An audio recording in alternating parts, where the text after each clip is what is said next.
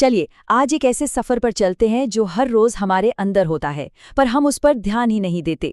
ये हमारे खाने की एक कमाल की यात्रा है, एक ऐसी प्रक्रिया जो हर निवाले को जिंदगी देने वाली एनर्जी में बदल देती है। तो शुरू करते हैं ये दिलचस्प दौरा। हम सब दिन में कई बार खाते हैं, है ना? पर शायद ही कभी ये सोचते हैं कि जैसे ही हम पहला निवाला लेते हैं उसके बाद होता क्या है। तो आज इसी राज से पर्दा उठाते हैं। तो देखिए, इस पूरे सफर के 5 मेन स्टॉप हैं। खाना खाने से शुरू होता है और वेस्ट को बाहर निकालने पर खत्म होता है। ये हमारे डाइजेस्टिव सिस्टम का पूरा रोड मैप है। तो चलिए हर पड़ाव को थोड़ा और करीब से जानते हैं। तो सफर की शुरुआत होती है हमारे मुंह से। यहीं पर खाना पहली बार टूटना शुरू होता है, और वो भी 2 तरीकों से, फिजिकली भी और केमिकली भी। जी हाँ, पाचन मुंह में ही शुरू हो जाता है। जैसे ही हमारे दांत खाने को छोटे छोटे टुकड़ों में पीसते हैं, हमारी लार ग्रंथियां या सलाइवरी ग्लैंड्स लार छोड़ती हैं, और इस लार में एक बहुत खास एंजाइम होता है, सैलिवरी अमाइलेज, जो फौरन ही स्टार्च को तोड़ना शुरू कर देता है। चबाने और लार में मिलने के बाद खाना एक नरम गोल आकार ले लेता है, जिसे बोलस कहते हैं। ये बोलस फिर ग्रास नली यानी हमारी फूड पाइप से नीचे की तरफ जाता है। ये बस पेट तक पहुंचने का एक रास्ता है। यहाँ कोई डाइजेशन नहीं होता।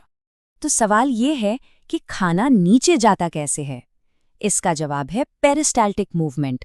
ये हमारी फूड पाइप की मांसपेशियों का एक रिदमिक कंट्रैक्शन है, एक लहर की तरह जो खाने को धीरे धीरे लेकिन लगातार आगे धकेलती है।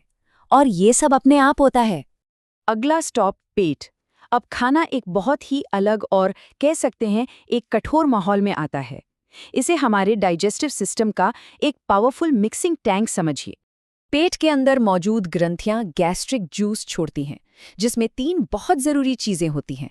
पहला, हाइड्रोक्लोरिक एसिड, जो बैक्टीरिया को ख़त्म करता है। दूसरा, पेप्सिन, जो प्रोटीन को तोड़ना शुरू करता है।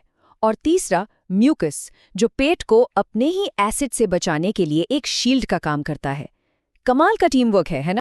और यहाँ एक हैरान करने वाली बात है, पेट का माहौल इतना ज्यादा एसिडिक होता है कि उसका पीएच लेवल होता है लगभग 2। ये नींबू के रस से भी कहीं ज्यादा एसिडिक है। और ये जरूरी भी है, क्योंकि इसी माहौल में पेप्सिन एंजाइम एक्टिवेट होता है और अपना काम कर पाता है। पेट से निकलकर अब खाना सफर के सबसे जरूरी हिस्से में पहुंचता है, छोटी आंत। वैसे इसका नाम छोटी आंत है, पर यह करीब 20 फीट लंबी होती है। यहीं पर असली जादू होता है, जहां डाइजेशन पूरी तरह से कंप्लीट होता है।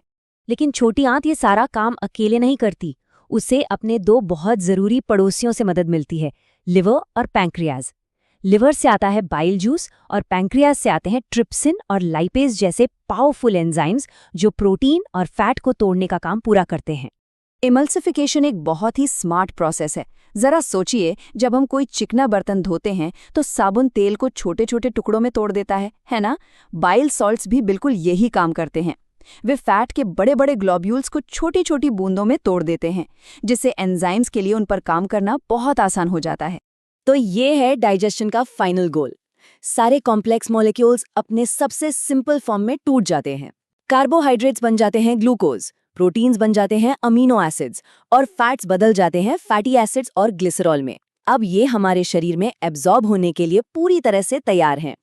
अच्छा, अब जब पोषक तत्व अपने सबसे छोटे रूप में आ गए हैं, तो उन्हें खून में शामिल होना है। ये काम करती हैं लाखों उंगली जैसी छोटी छोटी संरचनाएं, जिन्हें विलाय कहते हैं। ये विलाएं सरफेस एरिया को इतना ज्यादा बढ़ा देती हैं कि अगर उसे फैलाया जाए तो वो एक टेनिस कोर्ट के बराबर हो सकता है। ये पक्का करती हैं कि एक भी कीमती न्यूट्रिएंट बेकार न जाए। अब जब सारे अच्छे अच्छे न्यूट्रिएंट्स सोख लिए गए हैं, तो जो बचा है उसका क्या होता है? वो जाता है सफर के आखिरी पड़ाव पर, यानी बड़ी आंत में। यहाँ का मुख्य काम है पानी को वापस लेना और वेस्ट को मैनेज करना। बड़ी आंत का काम बिल्कुल सीधा साधा है। ये एक तरह से सफाई करने वाली टीम है।